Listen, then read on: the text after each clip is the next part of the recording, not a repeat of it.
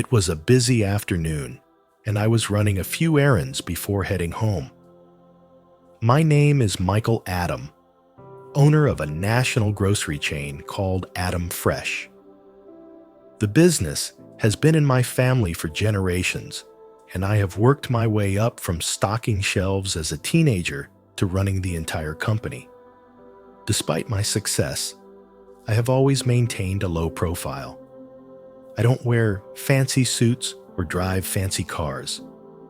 That day, I was wearing a simple hoodie and jeans, blending in with the crowd as I visited one of my stores to see how things were going. I like to visit anonymously.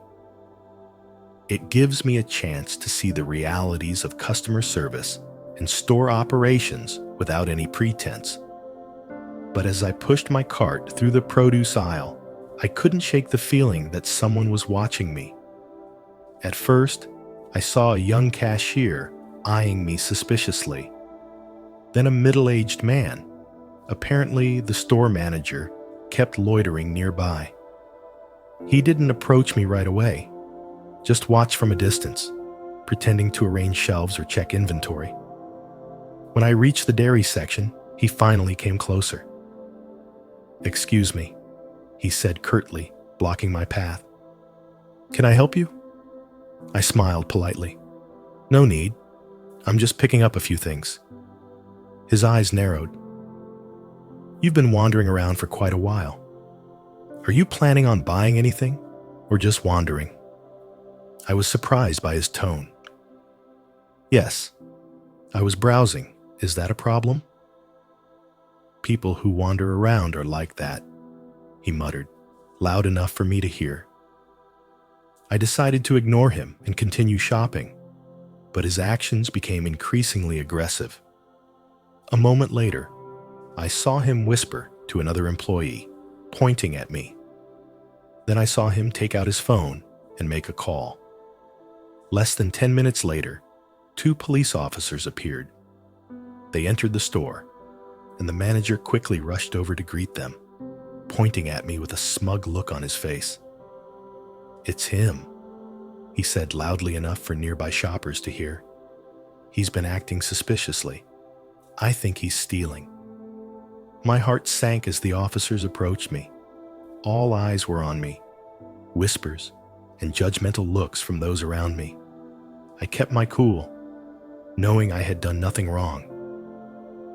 "Sir, we've received a report of suspicious activity," one officer said.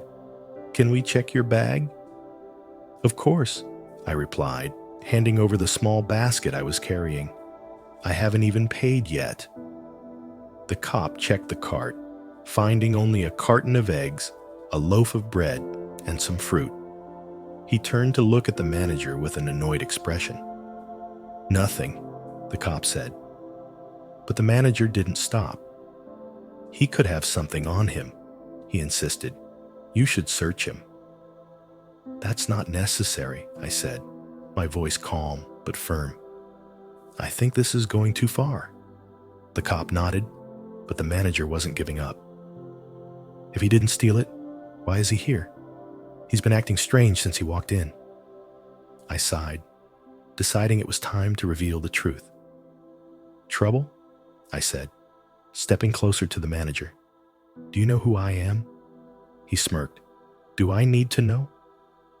I pulled a business card from my pocket and handed it to him. "I'm Michael Adam, the owner of this store, and not just this store, but the entire Adam Fresh chain." His face paled as he read the card. You're the owner?" he stammered, his voice cracking. "Yes," I said. "I came here today to check on operations. Unfortunately, what I saw was disappointing, starting with the way you treated me." The officers exchanged glances, clearly realizing the turn the situation had taken. "Mr. Adam, we apologize for the inconvenience," one of them said. "We'll leave unless you need anything else." "No, thank you," I replied. "You're just doing your job." As they left, I looked back at the manager. The smugness on his face had disappeared, replaced by panic. Mr. Adam, I don't mean to be offensive. I think, what do you think? I asked, my voice sharp. That I don't belong here? That a black man in a hoodie can't be your customer, let alone your boss? I swear, he stammered. Really? I said, because that's exactly how I feel. The other employees had gathered around, silently observing the entire conversation. I took a deep breath, trying to stay calm. Here's what's going to happen, I said. You will treat every customer who walks into this store with respect, no matter what they look like. And for you, I added, pointing at the manager, HR will be contacting you. Behavior like this will not be tolerated in any of my stores. I'm so sorry, he muttered, but I didn't stay to hear more. I left the store with my shopping bag, filled with a mixture of anger, sadness, and a little hope. These incidents happen all too often, but each encounter is an opportunity to teach and demand better. That day, I didn't just remind the manager of his place. I reminded myself of my place, as a leader, as a human being, and as someone who refuses to be defined by anyone's prejudices. As Adam walked out of the store that day, he couldn't help but think about the power of invisible prejudices. They creep into every look, every word, every small gesture that we sometimes don't even realize. A hoodie, a different posture, or just silence in a crowd. Seemingly harmless things can become a screen that separates us from the truth. Every human being deserves respect. If those prejudices can make a manager doubt his boss, then how many moments in life have we missed the opportunity to connect, to understand, just because of hasty judgments? And wouldn't the world be warmer if instead of suspicion, there was respect? Instead of scrutiny, there was sincere recognition? Let's reflect on the power of respect that transcends all prejudices, because it, more than material things or words, is the most valuable gift we can give each other. Respect surpasses all prejudices. If Martin Luther King Jr. wore a hoodie and stopped by the supermarket you ran, would you dare call him suspicious? Now, does that question make you cringe? The man who once said, "I have a dream," shook the world with his belief that we all, regardless of race or status, deserve to be treated equally. But imagine if he walked into a store like the one in the story I just told. Would old prejudices keep someone from meeting a great man? Prejudice is like a pair of foggy glasses. You think you see clearly, but in reality, you can only see what the distorted glasses allow. That hoodie, it's just a shirt. That casual look, it's just comfort. But somehow, we let that nonsense dictate our attitudes. Funny, isn't it? The world is always talking about kindness, but sometimes we forget to practice it in the smallest moments. Stop and think. How many times have you judged someone just because of their appearance? Have you ever refused to talk to someone because they don't look like you? And have you ever suddenly realized that the person you once doubted or looked down on turned out to be someone worthy of respect? Respect beyond all prejudice is the answer to everything. Respect is not about who they are, but about who you are. It is an action that comes from a pure heart, from a heart free from thoughts of winning or losing. It is like a gift that you give without conditions, but receive infinite joy and connection in return. As Mahatma Gandhi once said, "You must be the change you want to see in the world." And that change starts with how you see others, not by their appearance or status, but by their dignity. So, what do you think? Do you agree that sometimes prejudice is the biggest wall that separates us from happiness and connection? Or have you experienced a moment when respect helped you change your view of someone or your own life?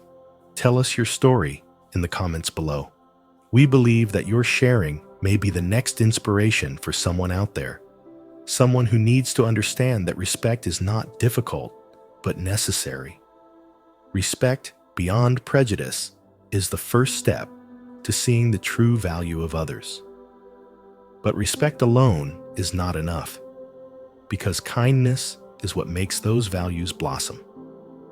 When Adam walked out of the store that day, he realized that if the manager had not stopped at removing prejudice, but instead chosen to act with kindness, a friendly greeting, a smile, or simply a patient listener, this story would have been very different. Kindness is not a big thing. It starts with small actions, but contains great power to connect people. And you know what? Sometimes, just a small action from you can become a guiding light for someone in the darkest days. Let's explore more deeply the power of kindness. Where simple things contain extraordinary meaning, kindness starts with small actions. Did you know that the average person makes 35,000 decisions a day, and a staggering thousands of them involve how we judge others? Sounds like a huge math problem, right? But don't worry, we're not asking you to solve it, because we're here to point out a surprising solution: compassion. That's right, sometimes, instead of trying to judge someone based on the limited data we have, like their appearance, the way they talk, or even the way they tie their shoes, we can choose to do the exact opposite. Imagine this.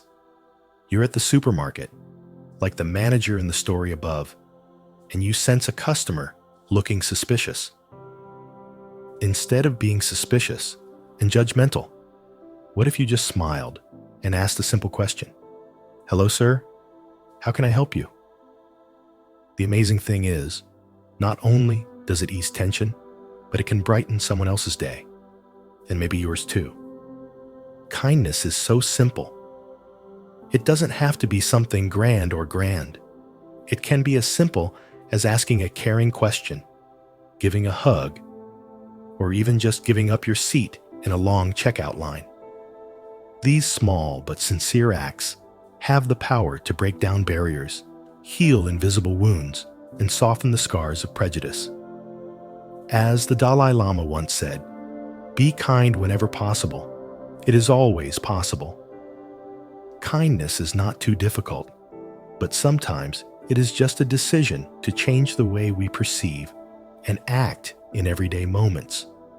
So the question is, have you ever received a small but kind act that made you feel the world a little gentler?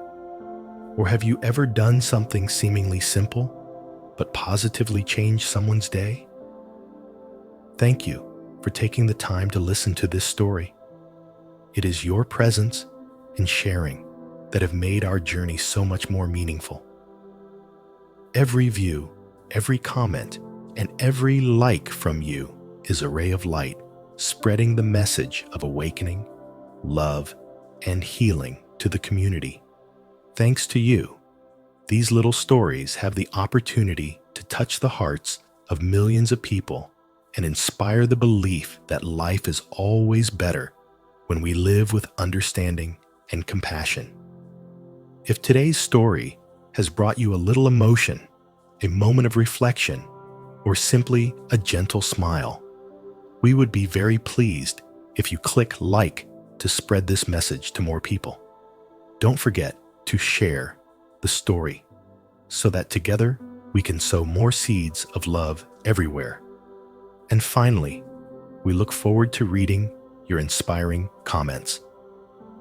Leave a quote or a small action that you believe can make the world a little gentler. Who knows? That sharing will be a great source of inspiration for someone out there.